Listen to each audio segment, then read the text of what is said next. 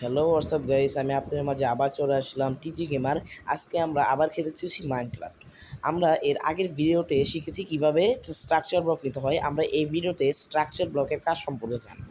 Structure block কোনো বিল structure copy করতে ব্যবহার করা হয় এবং অন্য জায়গায় সরিয়ে নিয়ে বসানোর জন্য। যেমন এখানে এই বিলটা আছে, আমি এই বিলটা কপি করার জন্য এখানে আমি দৈর্ঘ্য, প্রস্থ, উচ্চতা এই তিনটা আমি এই জায়গায় লিখেছি। এখন আমি স্ট্রাকচারের নাম দেব। আগে থেকে নাম দেওয়া আছে, আমি নতুন করে নাম দিয়ে দিই। এখানে আমি নাম দিলাম, ঠিক আছে।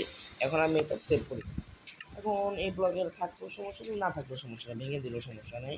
আমি এখন এই দিকটায় এই ফাঁকা জায়গায় আমি এটা স্পন করি, এটা প্ল্যান করি। তাহলে আমি এখানে স্ট্রাকচার ব্লক নিলাম। স্ট্রাকচার ব্লক নিয়ে আমি এখানে আমি যে স্ট্রাকচারটা নিয়েছি মানে কপি বানিয়েছি সেটা আমি লিখলাম। এখানে আমি এখানে লোডে চাচ্ছি, ঠিক আছে। আমি এখানে জিনিসটা লোড করে দিই, এই যে এখানে বাইরে কিন্তু চলে আসে। আপনি আরও সুন্দর করে জায়গা সমান জায়গায় রেসপন্ড করবেন, তাহলে আরও ভালো রেসপন্ড হবে। ভিডিওতে যদি একটু ভালো লাগে গাইস, তাহলে একটা লাইক করবেন, সাবস্ক্রাইব করবেন, শেয়ার করবেন। থ্যাংক